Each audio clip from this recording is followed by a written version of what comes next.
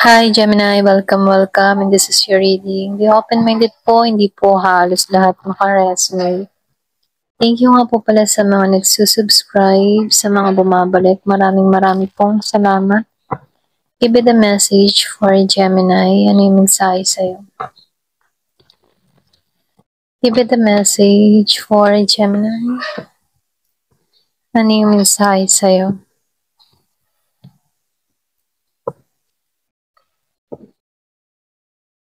Wow.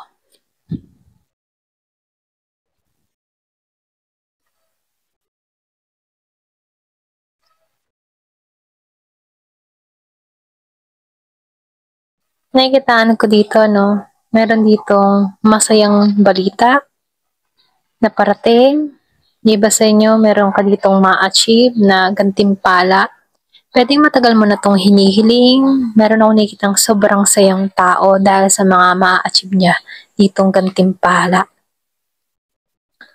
So nakikitaan ko dito na matatapos na dito yung mga alalahanin mo, yung mga gumugulo sa kaisipan mo, matatapos na to. So nakikitaan ko dito na handa ka na sa pagbabago, handa ka na sa pagtanggap ng malaking biyayang ipagkakaloob sa'yo dito, no? So, meron akong nakikitang balita. Na parating, mabilis to, biglaan alis, or meron kang, kung ikaw ay merong apply, travel, or meron kang iniintay dito na documents, letter, package. So, meron akong nakikita ditong tawag, mabilis. Hindi mo to inaasahan. Meron akong nakikita ditong biglang pag-alis. Ayan. So, nakikita ko dito, magiging masaya buong pamilya.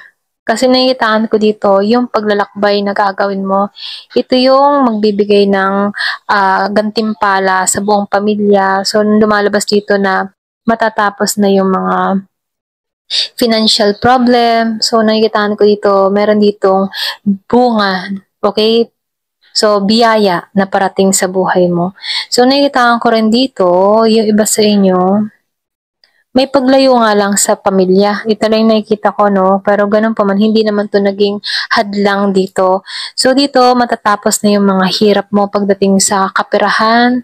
Nakikita ko dito yung pag-ipon or pwede rin sabihin, makakaipon ka na rito. Na kung saan, no, dito ka napatungo sa Seven of Pentacles, lumalabas dito na pipitasin mo na, okay? So, may pagpitas dito, fruit of labor, kumbaga. Kaya dito, no, lumalabas ito yung kaligayahan, kasiyahan, andito ka sa ganitong energy na sobrang saya mo, meron nang mangyayari sa'yo, meron ka nang ma-achieve dito. So, lumalabas ito na sobrang saya mo dahil sa mga nakakamit mo dito. So, nakikitaan ko rin dito, yung iba sa inyo, nakikita ko dito yung iba sa inyo, meron ka ditong tao na tinanggalan, okay? Kung meron ka ditong kadiling na Aries, Leo, Sagittarius, yung iba sa inyo, Gemini din. Meron akong nakikitang paglayo, okay? Meron akong nakikita ditong tao na hindi naging pata sa'yo. Pwedeng iniwasan mo to or nilayuan mo tong tao na to. So, nakikita ko dito, yung iba sa inyo, ayaw mo nang makipag-ayos or makipagkasundo sa tao na to. Pero nakikita ko dito, na itong tao na ito, tinanggalan mo na, okay? Ayaw mo ng bagong simula sa tao na to. Iba sa inyo, andun yung pag-iwas mo dito, pwedeng matindi yung atraso or matindi yung mga pinagkagagawa sa'yo dito. Kaya dito, andun na lang yung pag-iling mo. Ayaw mo na makasalamuha tong tao na to, iniiwasan mo tong tao na to hanggat maaari dito. Okay, so nakikita ko dito merong tumukso or pwede rin tinukso tong connection na to, okay? So dito, no, nakikitaan ko dito, pagdating sa iyong kaperahan, stable ka or pwede rin dito ka patungo, magiging stable ka na. Kumbaga matatapos na lahat ng mga alalahanin mo pagdating sa kaperahan. So lumalabas dito, kaya masaya ka dito kahit hindi ka masaya dito sa love life mo, masaya ka naman dito sa mga biyaya na dumarating sa buhay mo. Na kung saan nawala ka ng isipin, wala nang gumugulo sa kaisipan mo dito, kung saan mo pa ba kukunin lahat ng mga pangangailangan mo. Kasi nakikita ko dito yung stability. Meron ka ditong trabaho na kung saan merong maganda at malaking kita. So dito pumapasok dito na merong blessing, oportunidad na parating sa buhay mo. So, lumalabas din dito, no, yung iba sa inyo, tinanggalan mo na yung mga masasakit na experience, mga naranasan mo, yung mga betrayal, okay? So, nakikita ko dito, tinanggalan mo na to. So, nakikita ko dito, handa ka na talaga sa pagbabago at tong gantimpalang parating sa'yo, deserve mo, okay? Kasi hindi ka dito nagpatalo sa mga matitinding emosyon na nararamdaman mo. Bagkus, lumaban ka dito. Kaya dito, no, deserve mo tong mga blessing na dumarating sa buhay mo. Kasi dito, no, hindi ka madaling sumuko.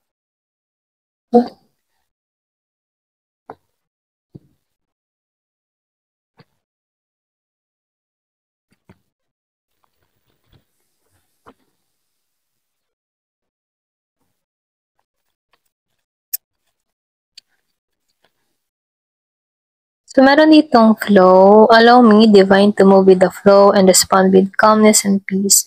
So, nakikita ko dito yung iba sa inyo, mas hinanap mo na lang yung kapayapaan mo. Kahit may mga problema kang dumarating sa buhay mo, nagtiwala ka sa poong may kapal dito. Hinayaan mo na isurrender lahat ng mga problema mo dito. Kaya dito, no, ang blessing ay umaapaw, ang blessing ay dumarating sa mga hindi inaasahan na pagkakataon. Kaya dito lumalabas sobrang saya mo kasi hindi mo naman to hinihiling, hindi mo to, yung bang tipong hindi mo to ini-expect na milagro na dumating sa buhay mo. So kung ano man yung mga ginagawa o tinatrabaho mo dito, nakikitaan ko dito na may pag-aapaw na biyayang parating sa buhay mo. So, ano, ipagpapasalamat mo to. Kumbaga, sobrang pasasalamat mo to dahil nalampasan mo to. Sobrang pasasalamat mo to dahil hindi ka sumuko. Sobrang pasasalamat mo to dahil kahit saan ka pumunta, may hatid kang swerte, may blessing na dumarating sa'yo. So, ginagabayan ka dito, sinusundan ka dito ng biyaya, swerte, at magiging masaya ka na dito. Okay? So dito, nakikitaan ko dito, bukas yung kaisipan mo, bukas din yung heart chakra mo, no? Sinusunod mo yung intuition mo, sinusunod mo yung kutob mo. Sa bawat paglalakbay na ginagawa mo, lagi mong sundin yung iyong kutob-kutob, ano?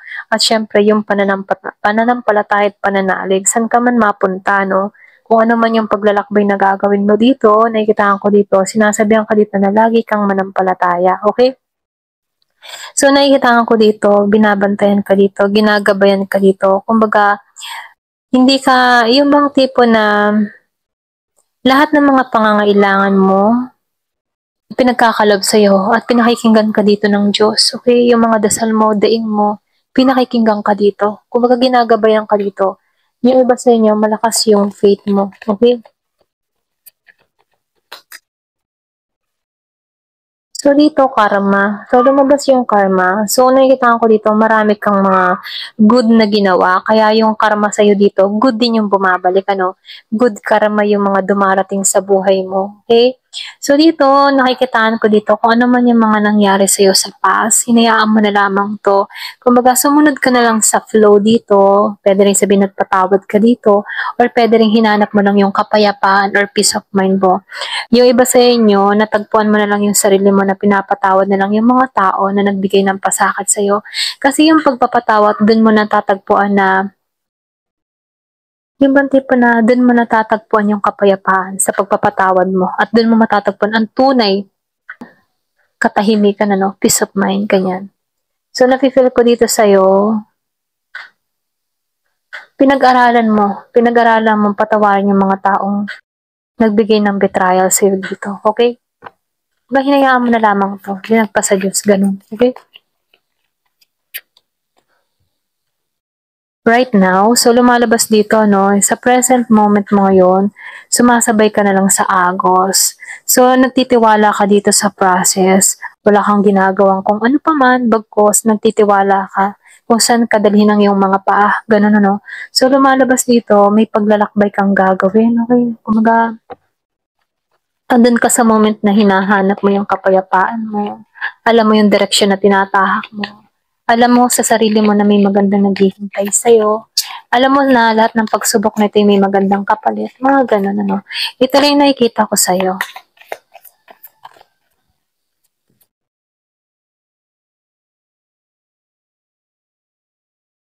So, for receiving, ano, so nakikita ko dito yung pagtanggap. meron kang malaking biyayang marireceive dito. Okay? May plano sa iyo ang Diyos dito. Kaya magtiwala ka sa inner guidance mo. Kumbaga nakikita ko dito, lahat ng nangyayari ay may magandang kapalit. Lahat ng nangyayari ay may matatanggap ka dito. So sinasabihan ka dito, flow. Right now, magtiwala ka. Hayaan mo si universe. Kumbaga kung ang plano mo hindi natupad, hayaan mo yung plano ng Diyos ang humubog sa'yo dito. Kaya dito, yung iba sa inyo, nagtitiwala ka na lang. Alam mo, may magandang naghihintay sa'yo. At nagtitiwala ka lang dito sa taas, okay? So dito, mayroon akong nakitang transformation message. Kumbaga, may kagalakan, kasiyahan. 2 beses na lumabas yung araw. So, ibig sabihin, magiging maligaya ka na rito. Okay? Sobrang saya. Hindi lang maligaya, sobrang saya. Ayan. Thank you for watching. Love and peace.